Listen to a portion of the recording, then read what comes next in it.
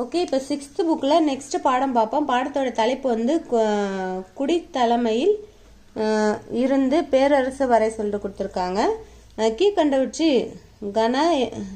கணா என்னும் சொல் குறிக்கும் பொருள் என்னன்னு கேட்குறாங்க. ஆன்சர் வந்து சரிசமமான சமூக அந்தஸ்தை கொண்ட மக்கள் தான் வந்து கணா சொல்கிறாங்க. நெக்ஸ்ட்டு மௌரிய பேரரசின் தலைநகர் எதுன்னு கேட்குறாங்க. ஆன்சர் வந்து பாடலிபுத்திரம். கலிங்க போர் பற்றி அசோகர் எந்த பாறை கல்வெட்டி குறிப்பிட்டுள்ளார்னா 13வது பாறையில் குறிப்பிட்டுள்ளார். மௌரியரின் இராணுவ நிர்வாகத்தில் எத்தனை குழுக்கள் காணப்பட்டன? 6 குழுக்கள் காணப்பட்டன. நாகார்ஜுன் கொண்டாவில் உள்ள 3 குகைகளில் யாருடைய கல்வெட்டுக்கள் இடம்பெற்றுள்ளனர்னா தசரத மௌரிய பற்றி நாகார்ஜுனா கொண்டாவில் உள்ள 3 குகையில் வந்து யாருடைய கல்வெட்டு இடம்பெற்றிருக்குன்னா தசரத மௌரிய பற்றி. நெக்ஸ்ட் ஹரியங்கா வம்சத்தை தோற்றுவித்தவர் யாருன்னு கேட்காங்க. ஆன்சர் வந்து பிச்சுசாரர் தான்.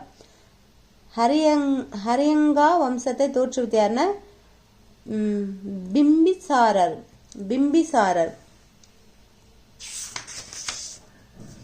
நெக்ஸ்ட் முதல் பௌத்த சபை ஆன்சர் வந்து பார்க்க. முதல் பௌத்த சபை என்ன சொல்றாங்கன்னா அதுக்கு நேராக தான் கரெக்டாக இருக்கு, படிக்கிறேன். முதல் பௌத்த சபை வந்து அஜந்தா சத்ரு, 2வது பௌத்த சபை வந்து காலாசோகா, 3வது பௌத்த சபை வந்து அசோகர்,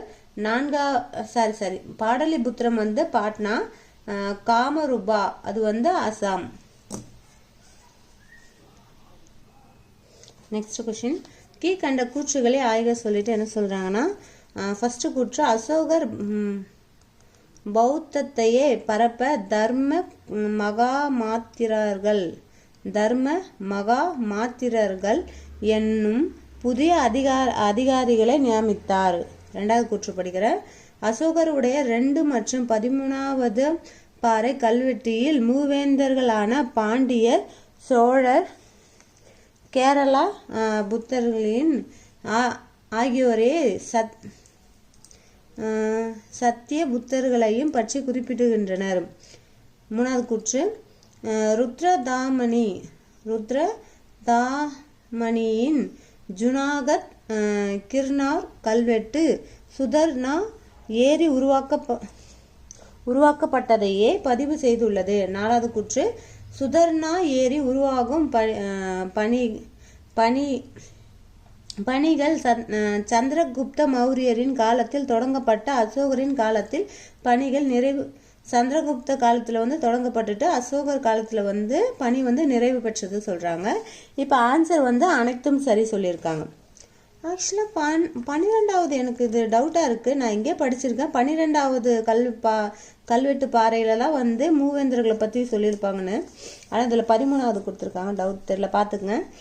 நெக்ஸ்ட், கிமு 6ஆம் நூற்றாண்டில் வட இந்தியாவில் எத்தனை வகை அரசர்கள் செயல்பட்டனர் சொல்கிறாங்க. ஆன்சர் வந்து 2 வகை.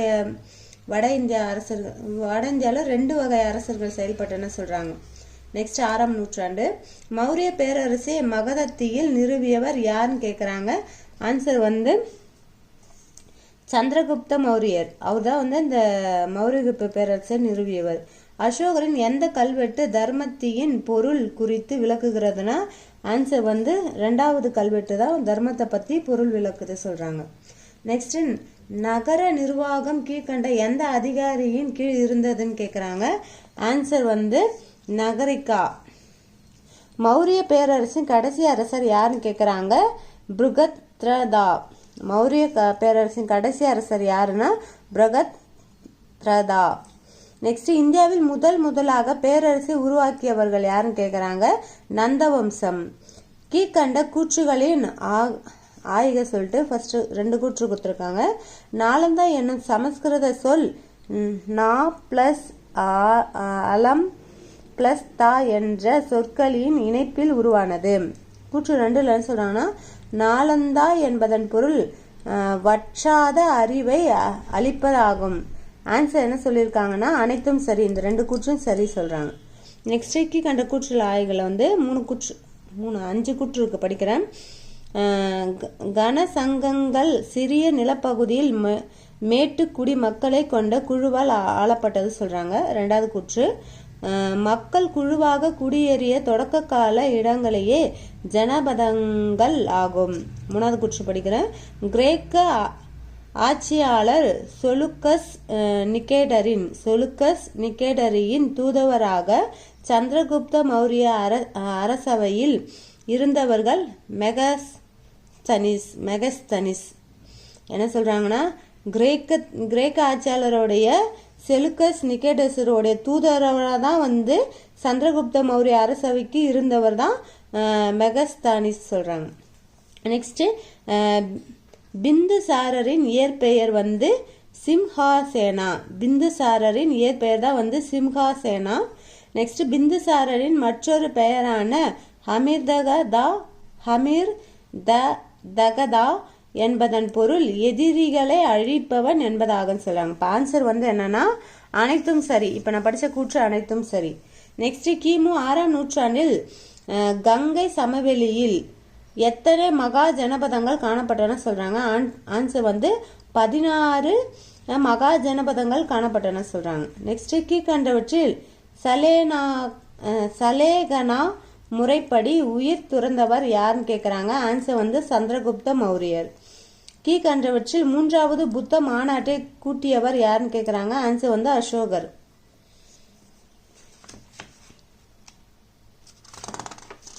நெக்ஸ்ட் கொஸ்டின், ஜுனாகத் கல்வெட்டு கீழ்கண்ட எந்த ஏரி உருவாக்கப்பட்டதை பதிவு செய்துள்ளதுன்னா ஆன்சர் வந்து எந்த ஏரினா சுதர்சனா ஏரி சொல்றாங்க.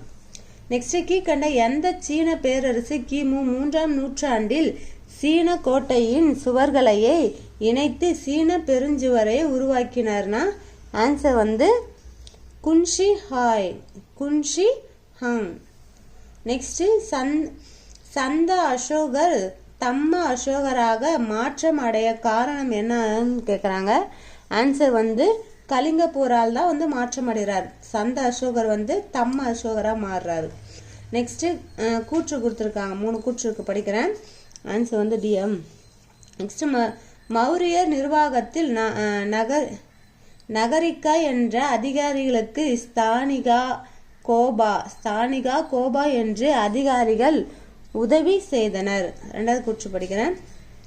என்ன சொல்றாங்கன்னா, மௌரிய நிர்வாகத்தில் வந்து நகரிகா என்ற அதிகாரிகளுக்கு யார் உதவி செஞ்சாங்கன்னா இந்த நகரிகா என்ற அவங்களுக்கு வந்து அதிகாரிக்கு வந்து ஸ்தானிகா கோபா என்ற அதிகாரிகள் உதவி செஞ்சன சொல்றாங்க.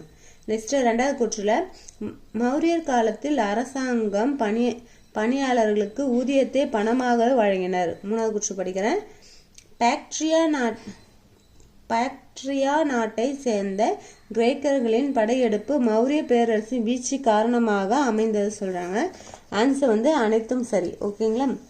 நெக்ஸ்ட், கீழ்கண்டவற்றை 6ஆம் நூற்றாண்டில் இருந்து 4 முக்கிய ஜனபதங்களில் இல்லாதது எதுன்னு கேட்குறாங்க. ஆன்சர் வந்து பாஞ்சாலம் தான் இல்லாதது. ஜனபதங்களில் இல்லாதது எதுனா பாஞ்சாலம் 6ஆம் நூற்றாண்டுல மகதம், அவந்தி, கோசலம்லாம் இருந்தது சொல்றாங்க. நெக்ஸ்ட், கிரேக்கர்களின் பிந்துசாரரை எவ்வாறு அழைத்தனர்னா ஹமீர் தகதான்னு. நெக்ஸ்ட், அசோகருடைய தகதகதா வெற்றிக்குள் தகதகாக்கு ஏற்கனவே எங்க பார்த்தோம்.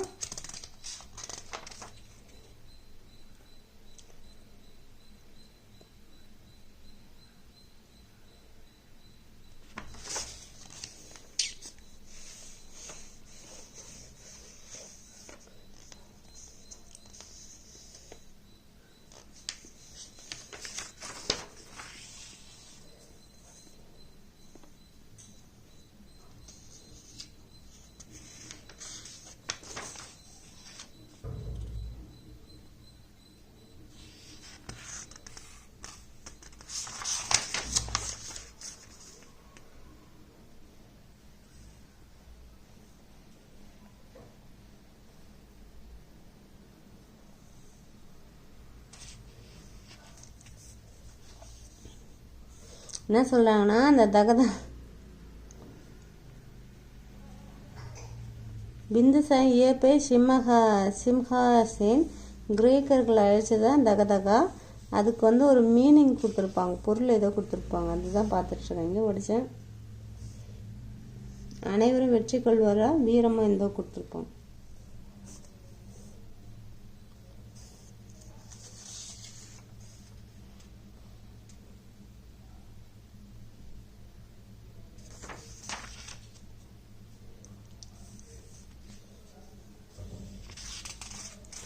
ஓகே, நெக்ஸ்ட் கேள்வி போவோம். ஆக்சுவலாக தோருக்கு பாருங்கள். பிந்துசாரின் மற்றொரு பெயரான அமிர்தக தா என்பதன் பொருள் எதிரிகளை அழிப்பவன். எதிரிகளை அழிப்பவன் சொல்கிறாங்க. இன்னொரு பெயர் வந்து இயற்பெயர். அவருடைய சொந்த பெயர் வந்து சிம்ஹாசேனா. சிம்ஹசேனா ஒரு சொந்த பெயர். ஓகேங்களா. நெக்ஸ்ட்டு கிரேக்கர்கள் பிந்துசாரை எவ்வாறு அழைத்தனர்னா அமிர்தக தா. நெக்ஸ்ட் அசோகருடைய ஆணைகள் எத்தனைன்னு கேட்குறாங்க. எத்தனை அசோகருடைய ஆணைனா 33 ஆணைகள் சொல்கிறாங்க. மாஷாகாஷ் என்பதன் எதனால் மாஷகாஷ் என்பது எதனால் செய்யப்பட்ட நாணயம் கேட்குறாங்க. ஆன்சர் வந்து செப்புவால் செய்யப்பட்டதான் மாஷகாஷ் நாணயம். நெக்ஸ்ட் ஒலிம்பியாவின் ஜியாஸ் கோவிலில் எந்த நூற்றாண்டில் கட்டப்பட்டது சொல்கிறாங்க. ஆன்சர் வந்து பொது ஆண்டுக்கு முற்பட்ட காலம் 5ஆம் நூற்றாண்டு சொல்கிறாங்க. கிமு. ஒலிம்பியாவின் ஜியாஸ் கோவில் 5ஆம் நூற்றாண்டு கிமு. நெக்ஸ்ட்டு வந்து பொறுத்துகள் என்ன சொல்கிறாங்கன்னா எல்லாம் வந்து சேமாக தான் இருக்குது, படிக்கிறோம் அப்படியே. வத்தசம்னா கோசாம்பி. அப்புறம் அது எங்கே இருக்குன்னா அலகாபாத்தில் இருக்குது. இந்த வர்த்தகம் என்ற அது வந்து அலகாபாத்தில் இருக்குது. அவந்தி வந்து உஜ்ஜயினியில் இருக்குது. கோஷலம் வந்து கிழக்கு உத்தரப்பிரதேசம். மகதம் வந்து பீகார். மெகஸ்தானிஸ் வந்து இண்டிகோ. நெக்ஸ்ட் வந்து கூற்று கொடுத்துருக்காங்க, படிக்கிறேன். மௌரியர்களின் வரலாற்று காலம் ஏறத்தாழ கிமு 322 முதல் 187 வரை சொல்றாங்க. மௌரிய பேரரசின் மாபெரும் தலைநகரான பாடலிபுத்திரம் நகருக்கு 64 நுழைவு வாயில்களும் 570 கண்காணிப்பு கோபுரங்களும் இருந்தன. மௌரிய நிர்வாகத்தில் 30 நபர்களை கொண்ட குழு 5 உறுப்பினர்களை கொண்ட மௌரியர்களின் நிர்வாகத்தில் வந்து 30 நபர்களை கொண்ட குழு வந்து 5 உறுப்பினர்களை கொண்டு 6 குழுக்களாக பிரிக்கப்பட்டு இருந்தன. 30 நபர் கொண்ட குழு வந்து 5 உறுப்பினர்களை கொண்ட 6 குழுக்களாக பிரிக்கப்பட்டன.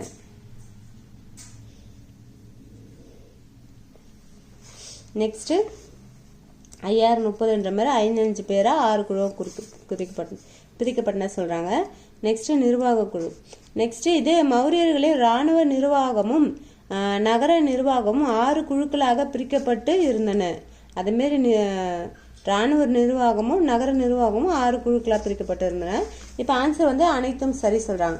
நெக்ஸ்ட் இரும்புக்கு கண்ட எந்த பேரரசு எழுச்சி பெற்ற முக்கிய காரணம் ஆயிடுச்சுன்னா ஆன்சர் வந்து மகதம். மெகஸ்தனியில் இந்தியாவில் எத்தனை ஆண்டுகள் மெகஸ்தனிஸ் வந்து இந்தியாவில் எத்தனை ஆண்டு இருந்தான்னு கேட்குறாங்க. ஆன்சர் வந்து 14 ஆண்டுகள் வந்து மெகஸ்தனிஸ் இருந்தார் இந்தியாவில். பிந்துசாரர் தன் மகன் அசோகரை எந்த பகுதியின் ஆளுநராக நியமித்தார்னா ஆன்சர் வந்து உஜ்ஜயினியில் தான் வந்து உஜ்ஜயினியோட ஆளுநராக பிந்துசாரர் வந்து அசோகரை நியமித்தார். நெக்ஸ்ட் கீழ்கண்ட எந்த இடத்தில் உள்ள அசோகரது கல்வெட்டு பாலி மற்றும் பாகா என்னும் 2 வரிகளை பற்றி குறிப்பிடுகிறதுனா ஆன்சர் வந்து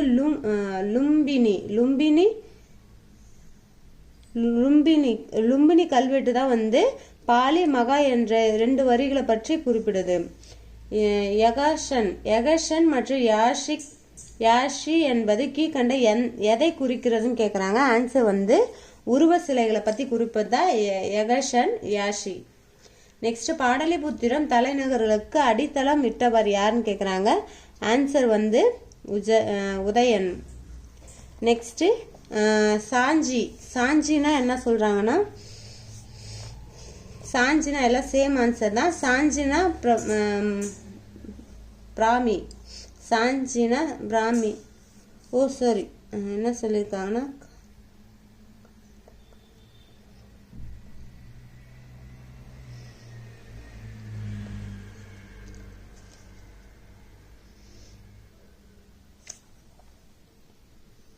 பொறுத்துக்க, அது மேட்சுக்கு பொறுத்தணும். சரி, அப்படியே நேராக தான் கொடுத்துருக்காங்க, படிக்கிறேன். இப்போ சாஞ்சி வந்து பிரம்மின்னு சொல்கிறாங்க. காந்தகார் வந்து கிரேக்கம், ஹராமிக் சொல்கிறாங்க. வடமேற்கு பகுதி வந்து குரோஸ்தி. லும்பினி கல்வெட்டு வந்து பாலி பாகா வரியை வந்து குறிப்பிடுது, அதனால இதுக்கு மேட்ச் ஆகுது. தீபவம்சம் வந்து இலங்கை நூல் குறிப்பிடுது. நெக்ஸ்ட் மௌரிய அரசர்களின் மிகவும் புகழ் பெற்றவர் அசோகர் ஆவார். நெக்ஸ்ட் கூற்று அசோகர்